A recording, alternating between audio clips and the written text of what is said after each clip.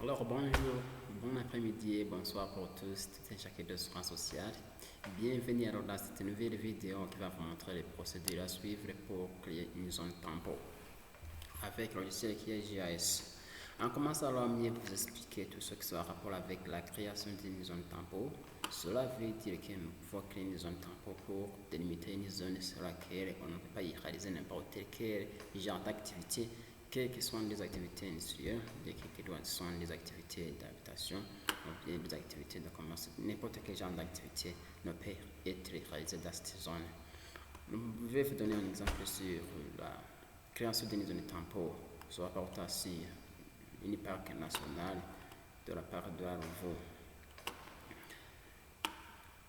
En commençant alors, je vais vous montrer alors que nous pouvons procéder pour faire tout cela. Je vais vous montrer pour ceux qui n'ont pas encore s'abonné sur la chaîne, de s'abonner sur la chaîne. Ceux qui n'ont pas encore s'abonner, de s'abonner pour en profiter alors de nouvelles vidéos qui se présentent en premier lieu.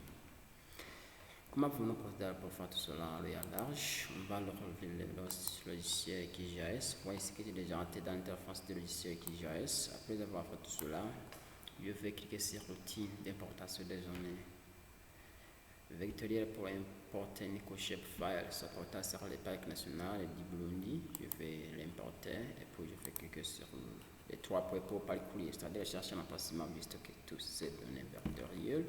Je vais descendre un peu pour atteindre ordonnées supportant sur le parc national. Vous voyez ici, je vais importer cette couche file supportant sur le parc national. Et puis je vais ouvrir et puis je clique sur ajouter et puis je fais un feu fermé. Vous voyez ici que j'ai déjà importé alors les données supportant sur les parcs nationaux qui se situent au Burundi. Comment pouvons-nous procéder alors pour qu'on met ces parcs pour voir si c'est réellement vrai que je suis en train de travailler sur la parc national de l'Alvo? Je vais faire un double clic sur le nom de la couche et puis dans étiquette, je vais préférer étiquette simple. Vous voyez ce que j'ai fait, l'étiquette simple. Je vais étiqueter sur le nom et puis je fais appliquer et puis je fais un fait OK. Vous voyez ce que j'ai déjà terminé à renommer tous ces parcs. Vous voyez ici c'est la parc nationale de l'Alvo. Comment pouvons-nous procéder alors pour créer une zone tampon? Je vais utiliser alors 5 km pour créer cette zone. Je vais alors activer l'outil de sélection pour sélectionner cette parc sur laquelle je voudrais créer cette zone tampon.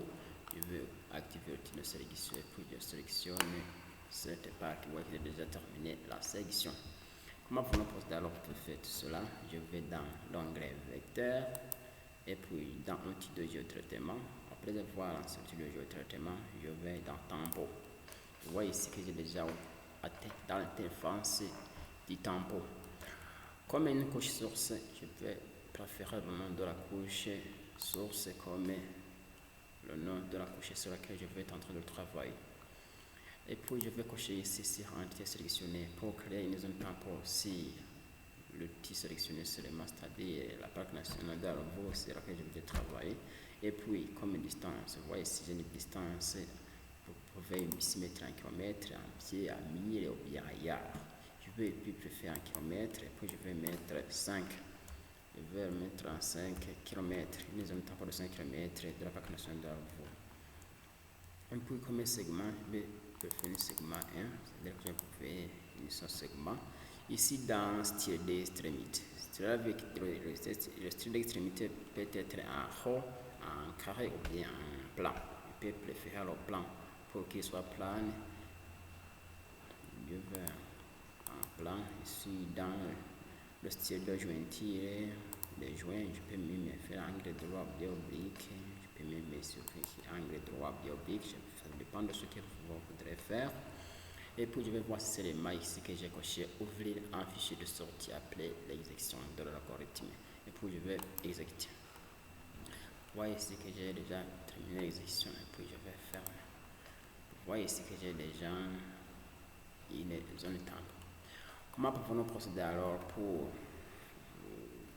voir si c'est les mailles que j'ai créé une zone tampon? Je vais alors transparentiser cette zone tampon pour qu'il ne couvre pas l'objet que j'ai créé cette zone. Voici qu'à parc national, j'ai déjà une zone de couverture. Je vais faire un double clic sur la mise en tempo. Et puis dans symbologie, vous voyez ici, là, il y a remplissage simple. Je clique sur remplissage simple. Après, je vais descendre un peu. Et puis, je vais choisir transparent. Vous voyez ici que j'ai déjà transpartisé la zone tempo. Et puis, je peux augmenter le trait ici. Et puis, je peux même aussi changer la couleur. Je peux même mettre cette couleur. Vous voyez ici, je peux faire OK. Je peux même aussi augmenter ou diminuer le retrait. Vous voyez ici, je peux augmenter ou je peux diminuer. Après cela, je peux cliquer sur appliquer. Je fais OK.